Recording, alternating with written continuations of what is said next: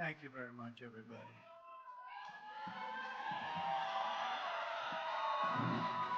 Thank you.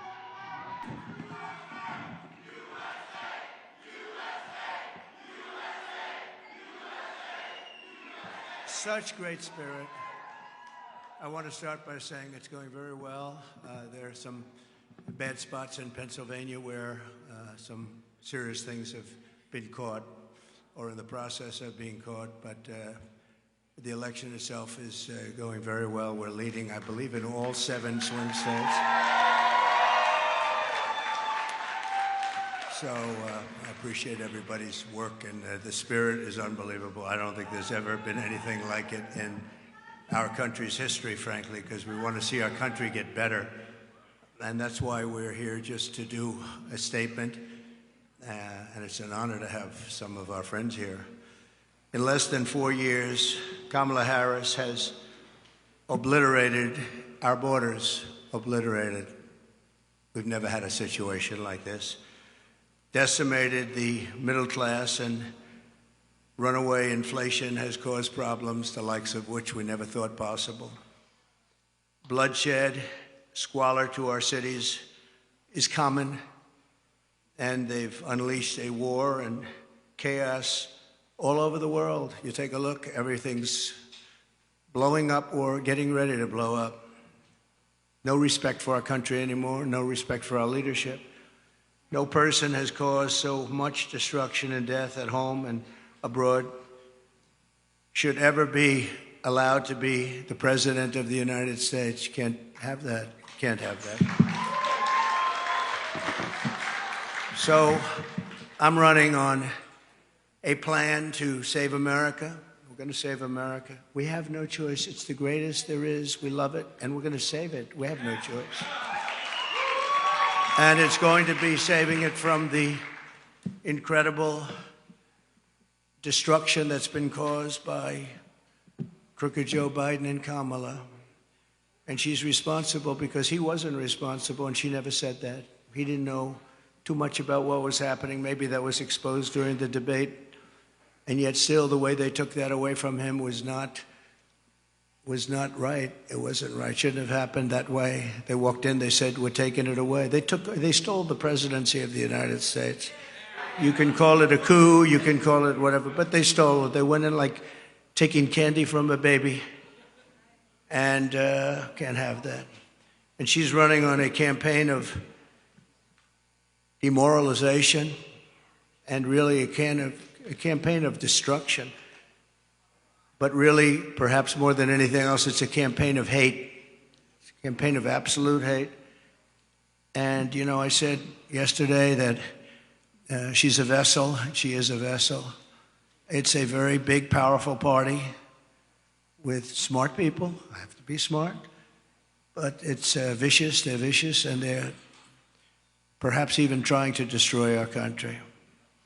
Because who would want open borders where millions of people can flow in from prisons and from gangs, the worst gang members anywhere in the world? Who would want this for our country? Who would want all of these transgender operations all over the place, like at will? Even if you're in detention, I want a transgender. These are things she stood for. Who wants to defund the police? She's wanted her whole career to defund the police. She only changed recently.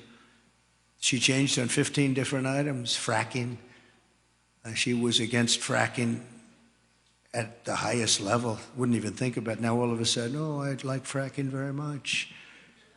But they change after the election in about 2 minutes, and I think Pennsylvania understands that.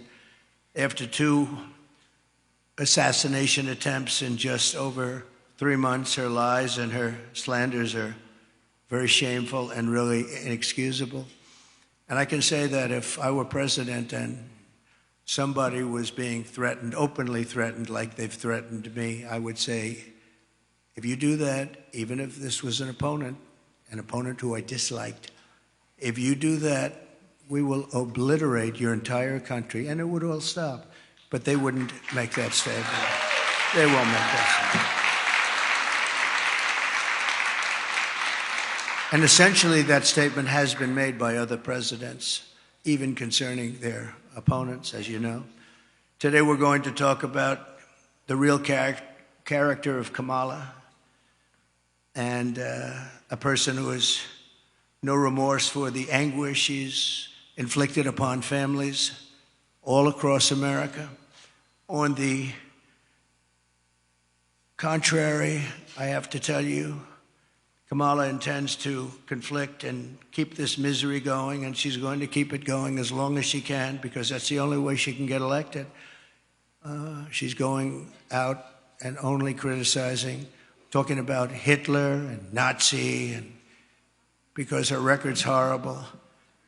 Her borders are the worst in the history of the world. There's never been a border in the world like this. I always say in third world countries, banana republics, they'd fight them away with sticks and stones if they had to.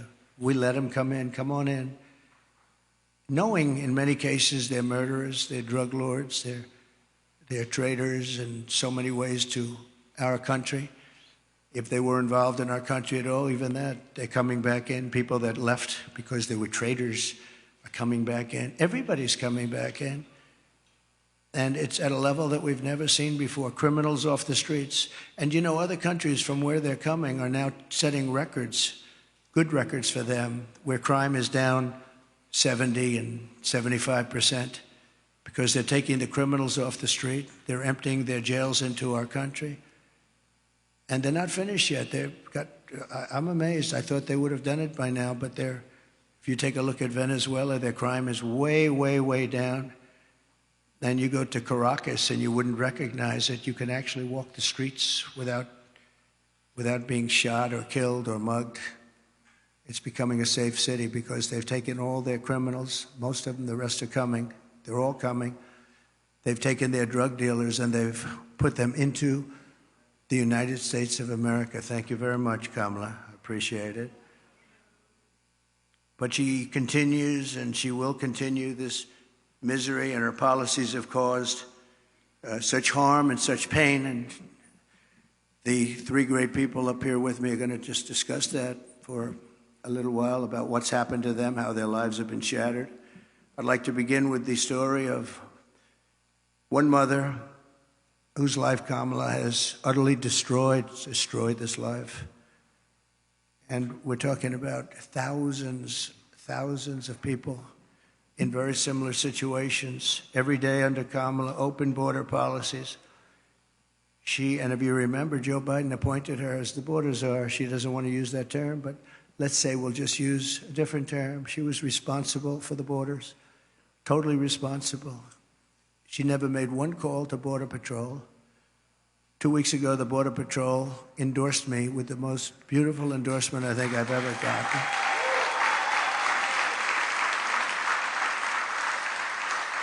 And in all fairness, they've endorsed me every single year, but they've endorsed me again, and they endorsing me, saying I was the best president we've ever had and the best president by far on the border. They said that, and this is not easy for them to say, they said that she was easily the worst person ever to work with them on the border, most incompetent, the least caring. Think of it.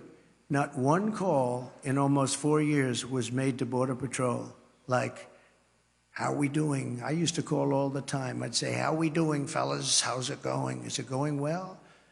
And they're great people, men and women, Border Patrol, great people. They want to do their job. She didn't call them once. She released the two men who murdered this woman's very precious daughter.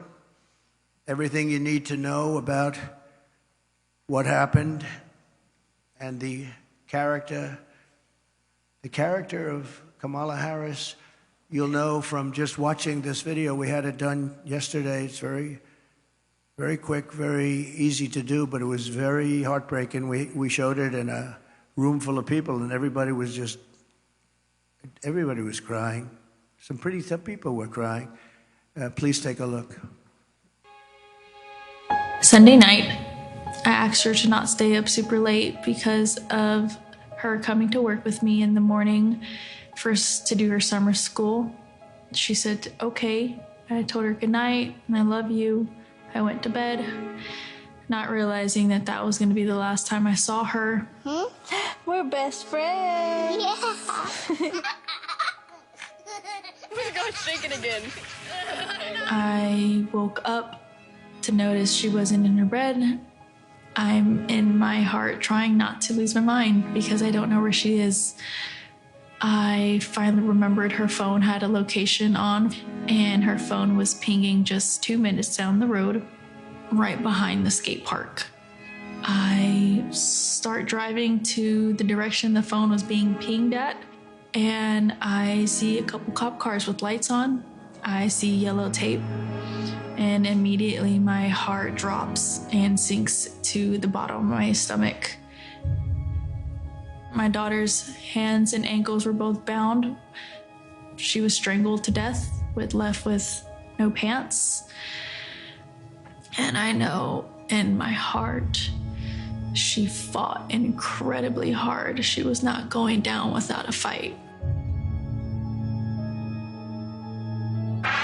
We begin with two men we're learning are charged with capital murder tonight, accused of killing a 12-year-old girl. Police say these men strangled her before dumping her into that creek. Both men were in the country illegally. Apprehended, then released by Border Patrol less than 3 weeks before Jocelyn's death. The men accused of killing Jocelyn Nungare are affiliated with the gang known for brutal violence. Kamala Harris was in charge of immigration in our borders. If we had better border policies and not open borders and not these catch and release policies, I truly believe this all could have been prevented. Under her being vice president of this country, my daughter's life was ripped away from her. She had her entire life ahead of her. Happy birthday, dear Jocelyn. My daughter is 6 feet in the ground based off of policies that she allowed to keep.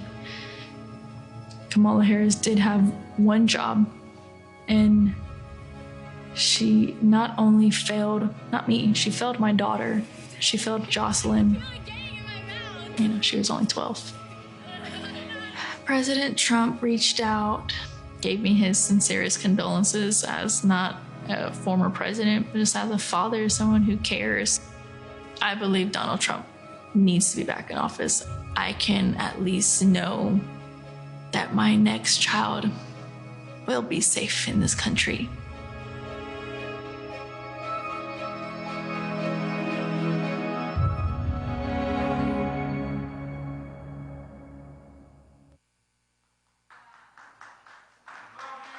Thank you very much.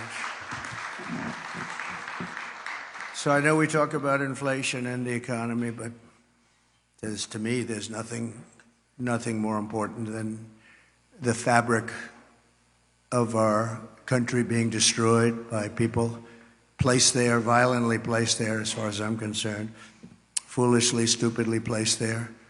I think what's happening on the border is the single biggest issue, and I'm seeing it more and more when I speak. I see it more. Inflation's terrible. It's hurting our country. It's just decimating our seniors.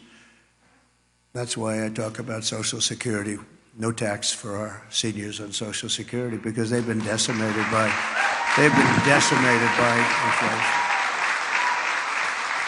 But what Kamala did to Jocelyn and her family is the most heartless and cold-blooded betrayal imaginable.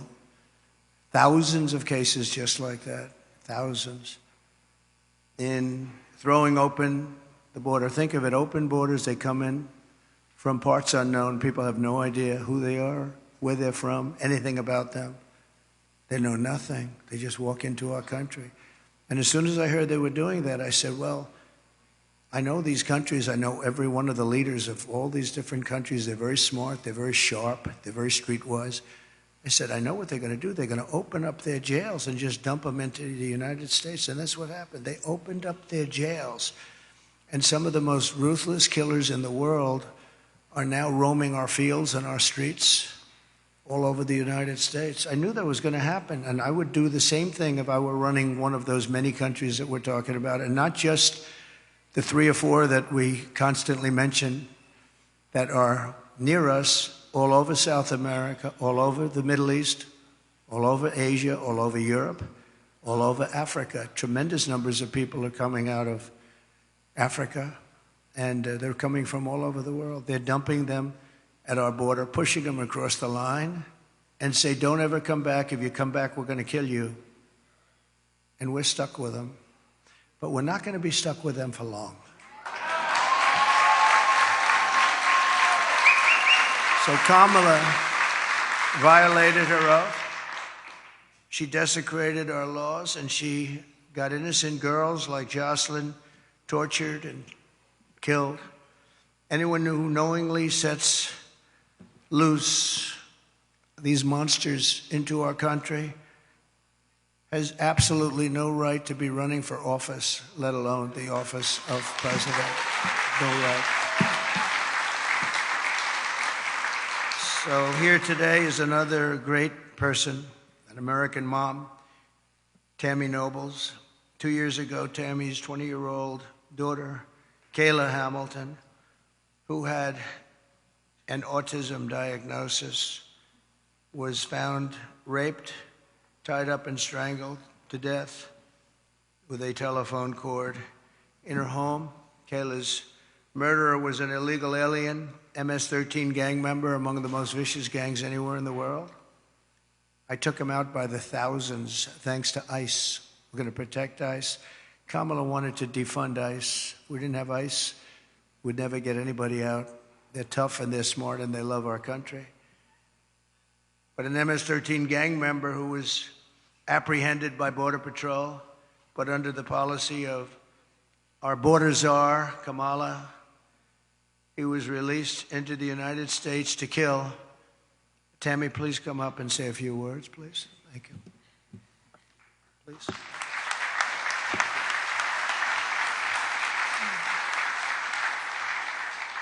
I just wanted to say that Homeland Security did not do their job. Health and Human Services did not do their job.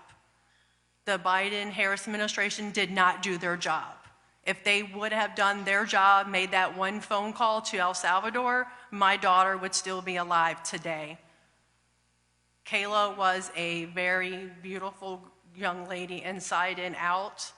She was independent, learning to become independent. She had 2 jobs. She overcame obstacles dealing, with autism and was able to find a job that she loved.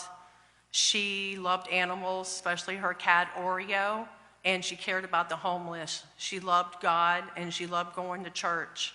And her life was just ripped from her 3 days after she celebrated her 20th birthday. Thank you for having me here today.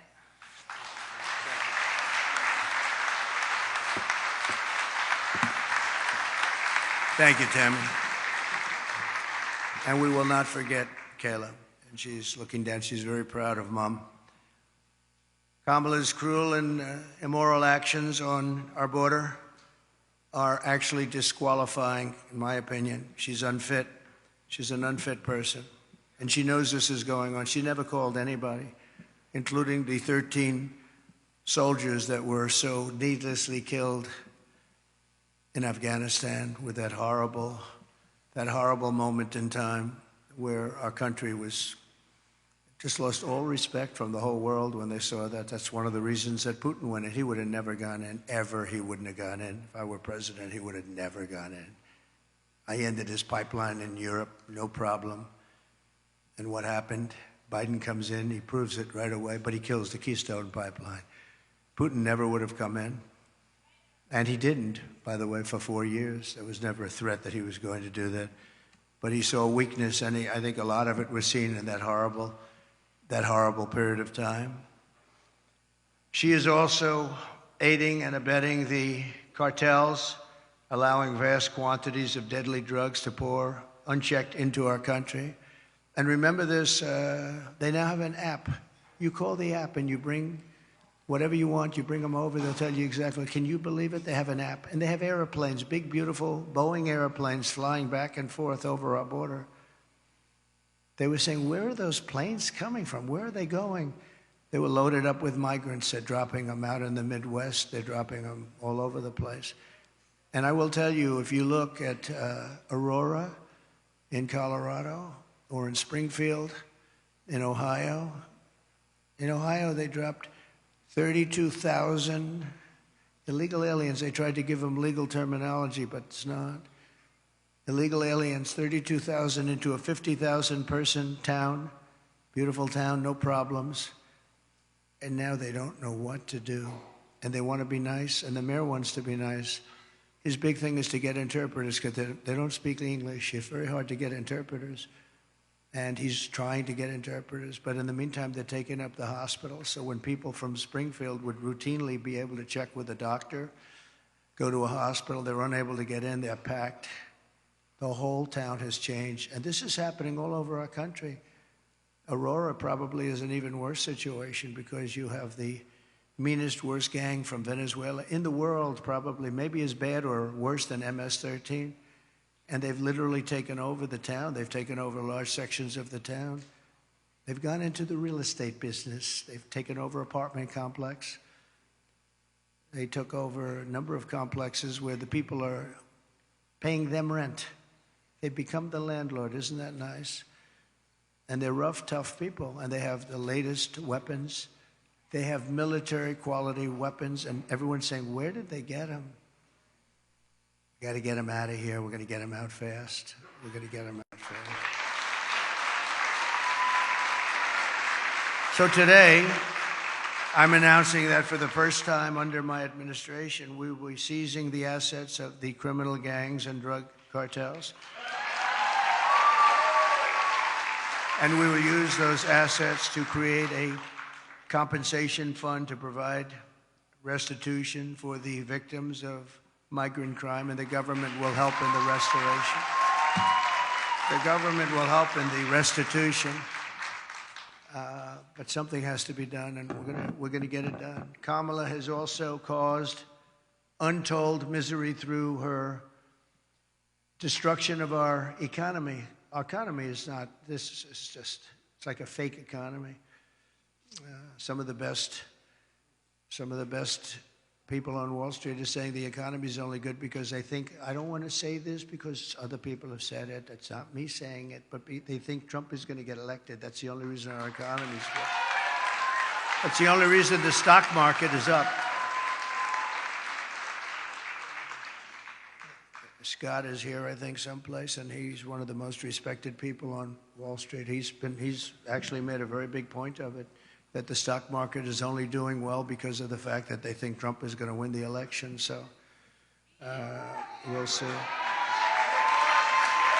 But Kamala cast the deciding votes that caused the worst inflation in our lifetime, maybe the worst inflation we've ever had, because I don't think I know for a fact they're not adding all of the numbers. If they did, I think it's the worst inflation probably in the lifetime of the country.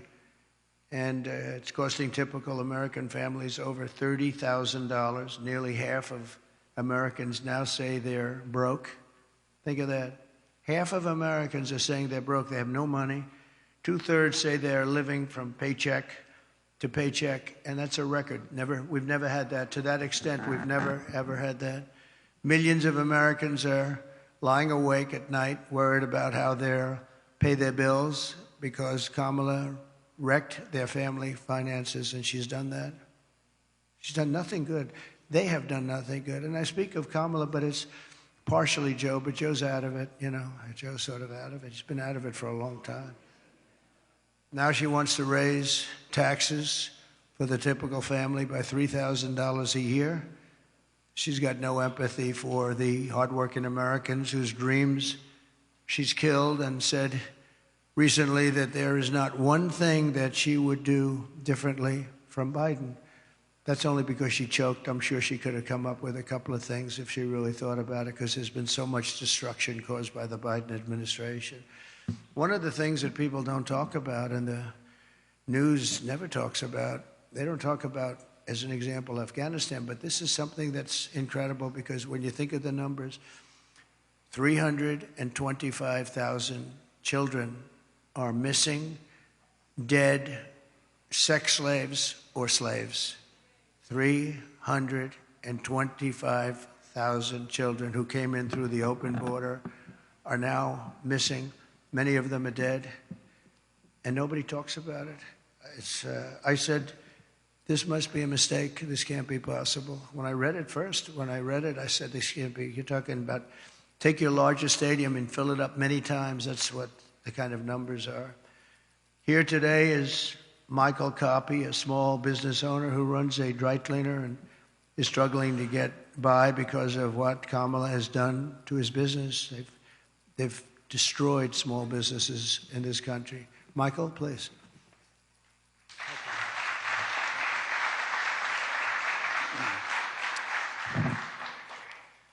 I just want to say thank you, Mr. President, for affording me the opportunity and the high honor of joining you here today and sharing my small business story with you folks and the American people.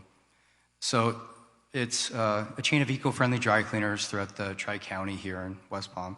And it seems not too long ago, just a few years, the customer and us, the small business owner, we were able to keep up with inflation. There were resources available to us for expansion, or if you had a bad month, if there was something you needed to make up for, it seemed like the support was there. And now, just a few short years later, it seems like all of those resources have dried up. The support's no longer there.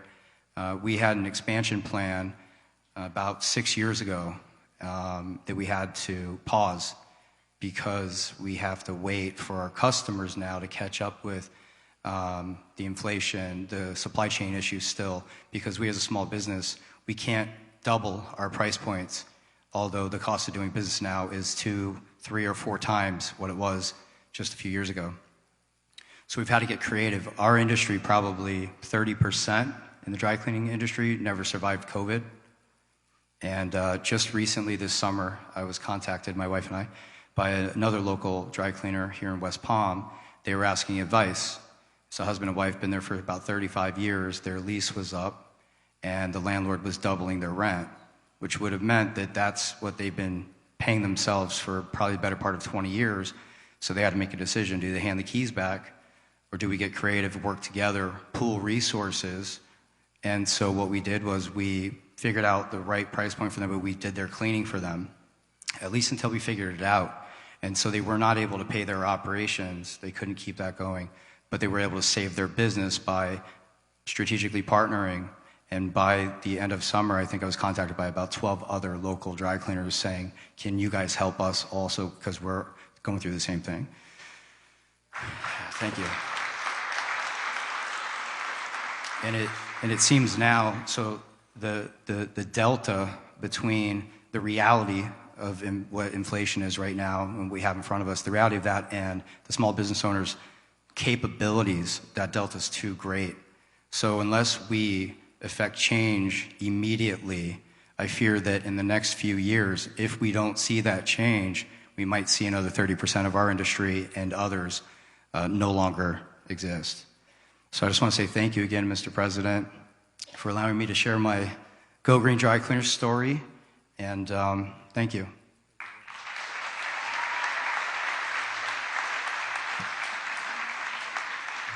Thank you very much. We really helped a lot of people during the prime time of the China virus, and we helped a lot of people, and we did it intelligently. Then when they took over, they just threw money around like it was dirt.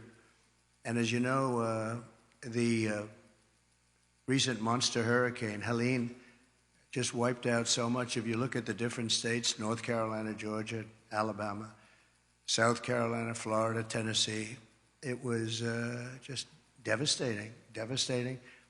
And the response was the worst since Katrina, but really a lot of people think it was much worse than Katrina. It's still, they haven't shown up. They're not in North Carolina. The people of North Carolina have suffered incredibly, and it's just nobody to help them.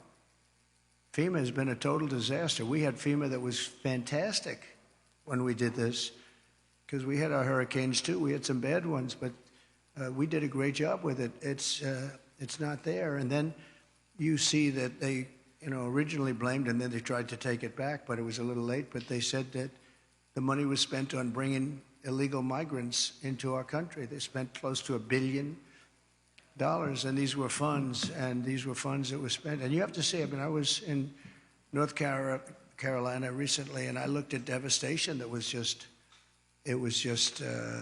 unbelievable. There was nobody there from the federal government. The local people have done incredible things. Franklin Graham has done incredible things. He's been amazing. But there was nobody there. So we're pleased also to be joined by Christy Shamblin, person I know and I've gotten to know over the last year or so, the mother-in-law of fallen Marine Corps Sergeant Nicole G. Nicole made the ultimate sacrifice during the disastrous withdrawal. Not that we were withdrawing. I was going to withdraw, but we were withdrawing with dignity and strength and power, and we were going to keep Bagram, the big air base, because of the fact that it was so close to where China makes their nuclear weapons. 1 hour away. We should have kept it, and we didn't do that.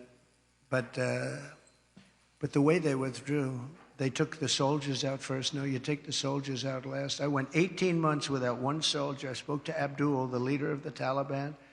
We went 18 months without one soldier even being shot at, no soldier being killed for 18 months. And then we left, and you had this group of incompetent people take over. Guys like Milley should have been fired. They should have been fired. Anybody that was involved with that disaster should have been fired.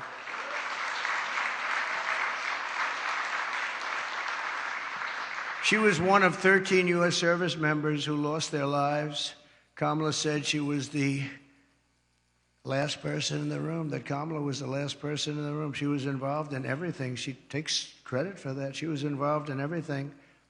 That means she was involved in disaster after disaster, because nothing good has happened with this administration, except that our country has gone to almost a third world status. With Biden, when Biden made a decision, she said she was there. Oh, she was there. But the Afghanistan decision was a disaster in so many different ways. And now you take a look at it, they're right back to what they were doing before, except much worse to women. They're worse to women right now than they were even before it started. But Kamala never reached out to the family members of the warriors. And she said she was going to, but she never did. She never called anybody. And Christy, I'd like you to come up and say a few words, please.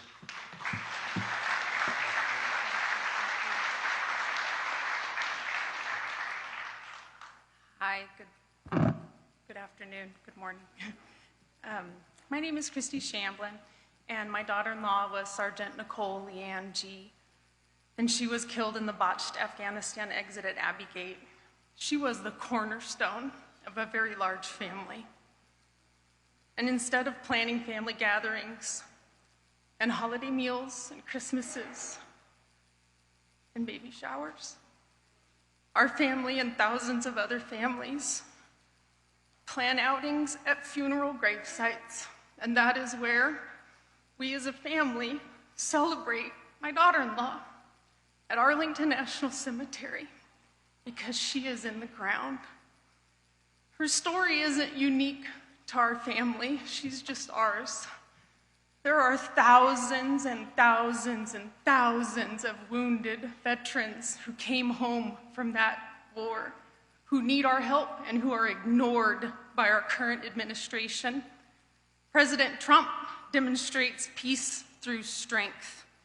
I know what he told the Taliban when he was negotiating with them, because I've made it my business to know. And what he said to them when he was negotiating with the Taliban, he said, "I will kill you if you harm one hair on one head of an American."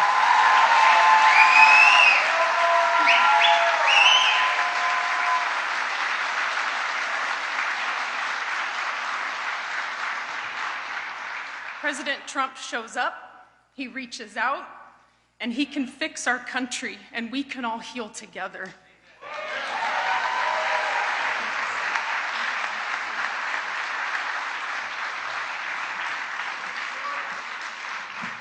Thank you very much. It's so sad. So many cases like this. Nobody should have died. First of all, when they left, the soldiers should have been there. They shouldn't have been home watching, except for a small group, and many of them got killed, and large numbers. Nobody ever mentions the arms, the legs missing, gone. the face just obliterated. Nobody talks about them. I talk about them all the time. But I want to thank you, Christy, and we'll carry Nicole's memory in our hearts forever. The full consequences of Kamala's 4-year reign are almost too terrible to discuss or contemplate. We're coming to the end of a great campaign. I think we've had a great campaign.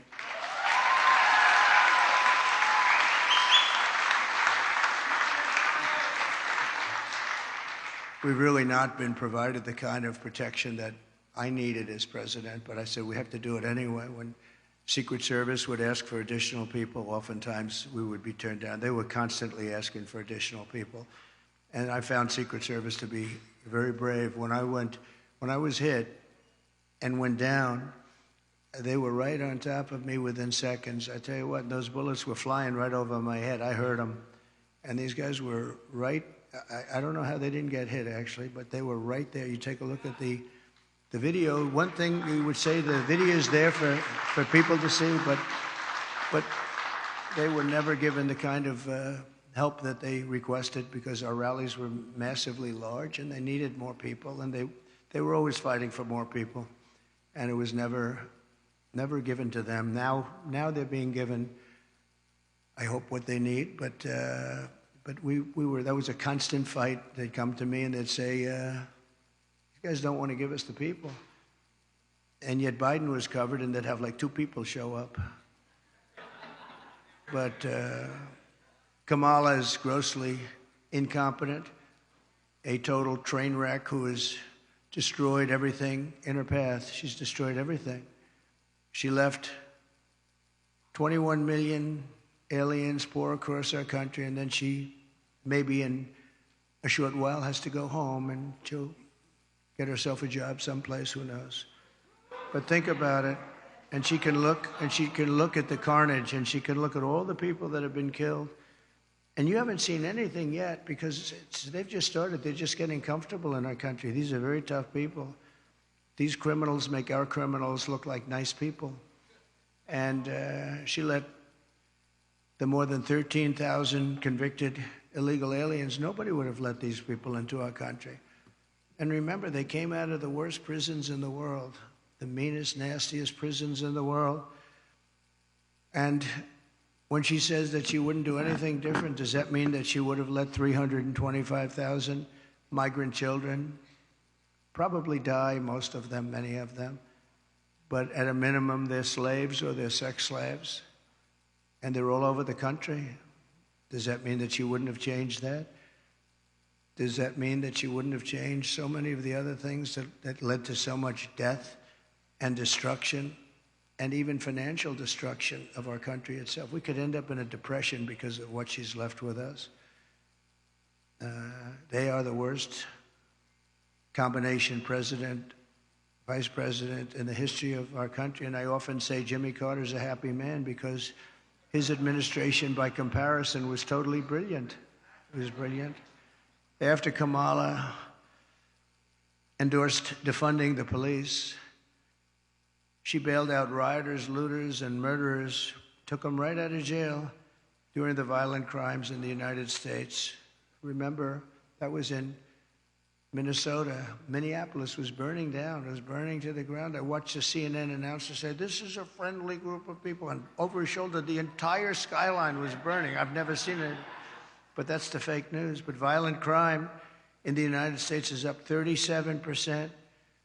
All of these different crimes are up anywhere from 37 to 105% over a very short period of time. And it's almost like nobody even cares about it. Very simply, Kamala Harris is not fit to be your president. We can't have it happen. We can't have it happen. We're going to make this country strong again. We're going to make it great again. We're going to be respected again.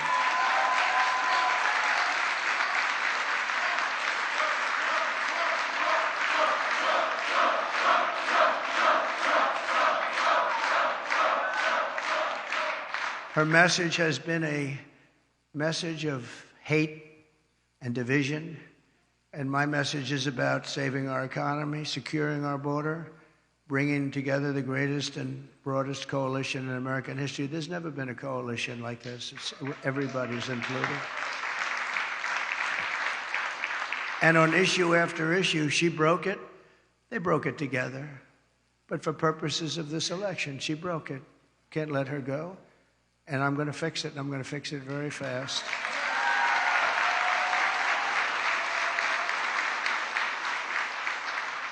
And on the illegal, thank you very much. Thank you very much. On the illegal immigrants that will be taken out of the country, as you know, we're going to be taking them out. And if they come back, we have laws that will be immediately enacted where they serve 10 years in prison. They won't come back. And if that's not long enough, we'll have to do something else. But we don't want them back. They're not going to come back.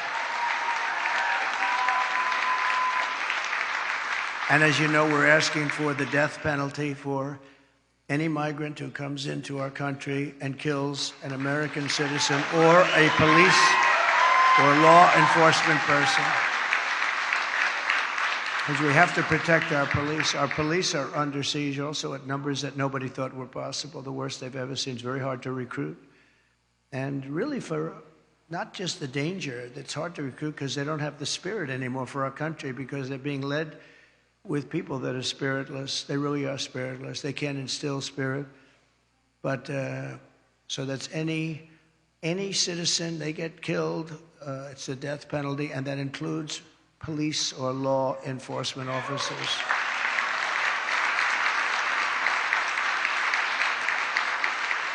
But we're going to revive our economy. We're going to use a system of very fair, very reasonable tariffs. As I said, so powerful. We've never used them. I used them.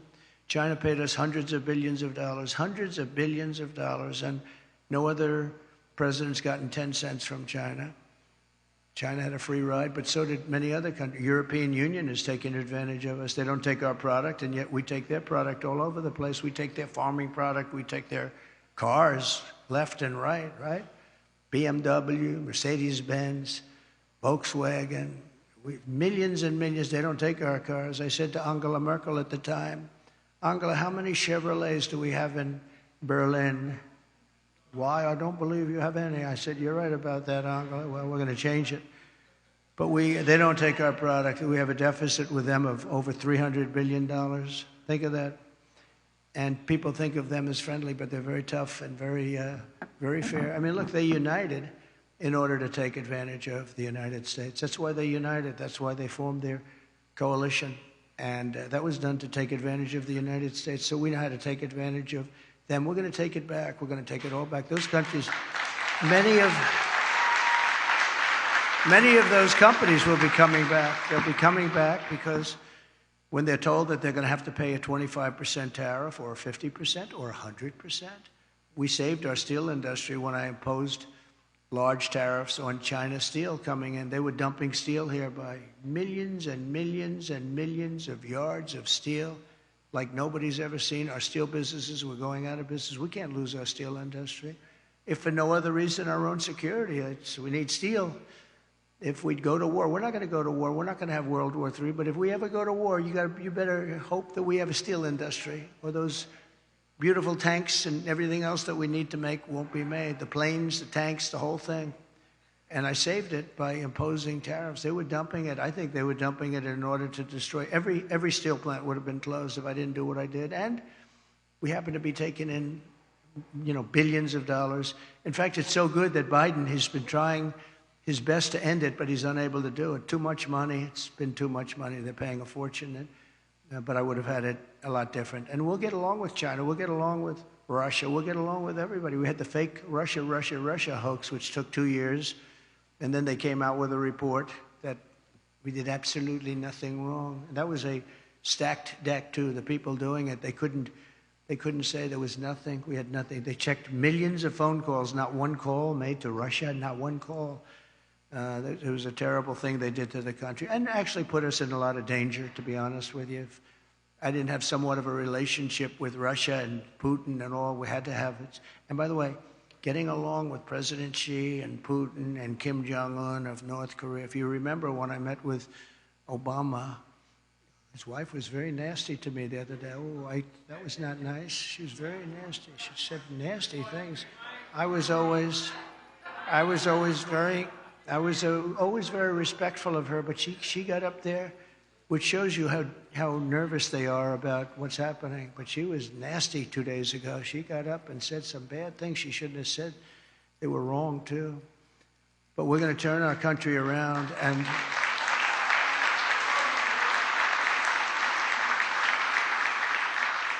we're going to pay a lot of respect to the three representatives, because that's what they are. They're representatives of millions of people. I mean, the businesses, so many businesses are just dying right now. There are millions and millions of people. They're representative of, and our wounded and our hurt soldiers, we have to take care of them. They came back from Afghanistan. Boy, nobody talks about them. They just don't talk about them, but I talk about them, and we're going to take care of them. You know, we had the greatest success with the VA, the Veterans Administration. We had a 92% approval rating. We got it so they had choice because they were waiting 4 or 5, 6. They were waiting 4 or 5, 6 months, 7 months to see a doctor. And I came in and I got, with the help of some of the great Congress people that are here, we have some great ones. Thank you very much. Thank you. Thank you. We've got quite a few of them. And I didn't even tell them to be here. They want to be here because they know exactly. Oh, yes, very good. We have one of the greats. But they wanted to be here. A lot of people wanted. I didn't tell anybody to be here, actually. But they wanted to be. But we have to take care of our military. Think of this. Soldiers who are waiting 6 months to see a doctor.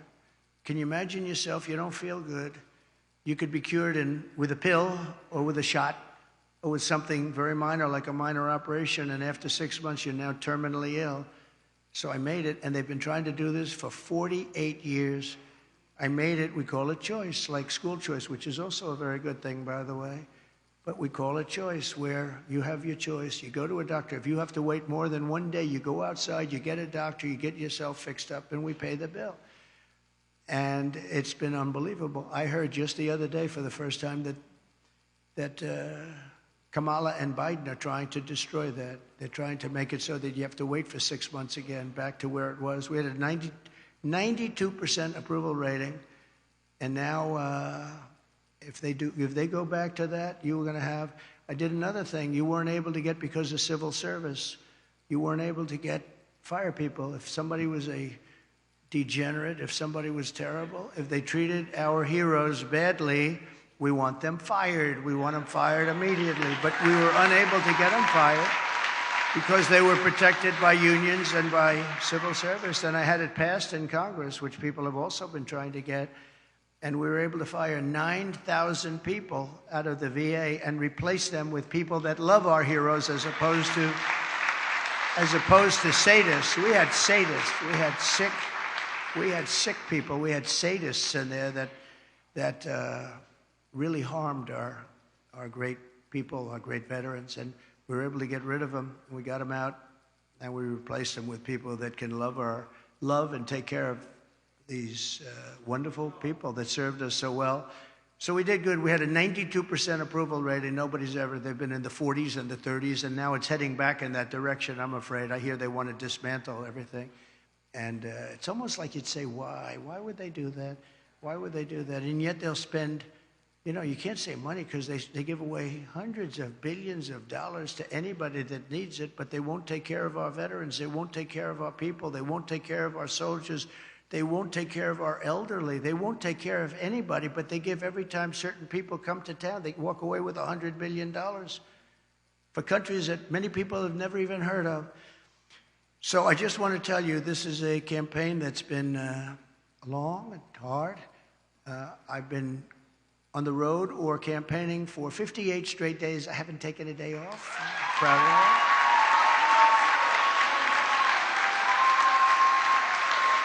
And I won't be taking one off. We have 7 days to go. You can be sure I won't be.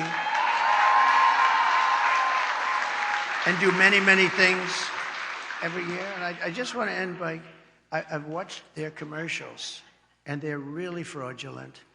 They'll say, he doesn't want to frack. I've wanted to frack always. They'll say, everything exactly the opposite. Oh, I want to destroy Social Security. No, they're going to destroy. I'm the one that saved it. And for 4 years, we made it even better.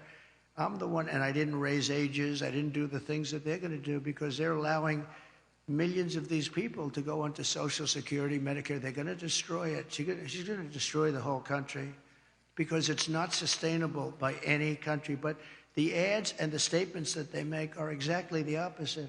They will say, oh, I'm going to raise taxes. He is going to raise taxes. Just the opposite. I'm going to lower taxes, and I have done that, but I'm going to lower taxes, and she's raising taxes by 30, 40, and 50%. But they'll have a commercial. And I just say this because I hope people understand. These people lie. They lie. They're very disingenuous. And we are going to finish up our campaign. And it's interesting because I haven't taken any time off for a long time. I tell you who can tell you about that, all the people that follow us, including the people in the campaign, but including Secret Service, who has been working very, very hard. I will tell you, they've really been working very hard. And yet a couple of days ago, she took off, and then she took off again and again and again. I say, how many times? You know, you're running for president of the United States. You had, like, at that time, about 20 days left. How the hell do you take off, right? You got to work. You got to work. So she says her teleprompter broke. Yeah, well, she better hope it doesn't. You know, they break. And if you don't know how to do it without a teleprompter, you got a problem. And she doesn't know how to do it without a teleprompter. So I just wish they'd stop lying, because the lies are vicious, and probably some people believe them. But the good news is 7 states, Republicans never lead in the early voting because for whatever reason, it's habit or it's a certain security they feel in going to the booth. They believe in principle. But we never lead in. I don't know if we've ever led in early. Every single state we're leading in. Every single state. At an early.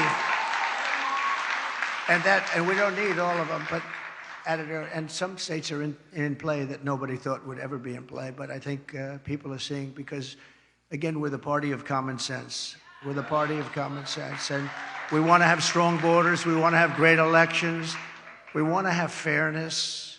We don't do things like, we're not going to have men playing in women's sports. I mean, that's okay.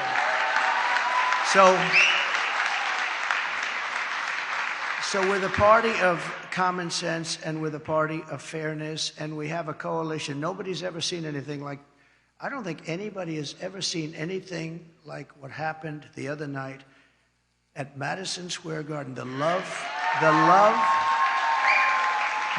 in that room, it was breathtaking, and you could have filled it many, many times with the people that were unable to get in. But politicians that have been doing this for a long time, 30 and 40 years, said there's never been an event so beautiful. It was like a love fest, an absolute love fest, and it was my honor to be involved. And hopefully, you know, they started to say, well, in 1939, the Nazis used Madison Square Garden. Well, and you know what? But can you imagine it? In 1939, the Nazis, they would.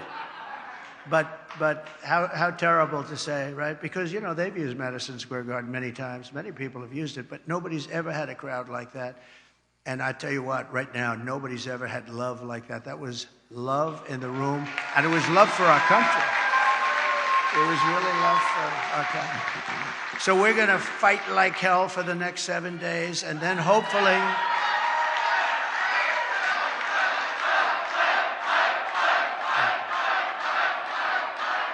And then hopefully, and most importantly, we're going to be fighting even harder for the next 4 years, because we're going to turn this around and we're going to make this country greater than it has ever been. Thank you. Thank you very much. Thank you.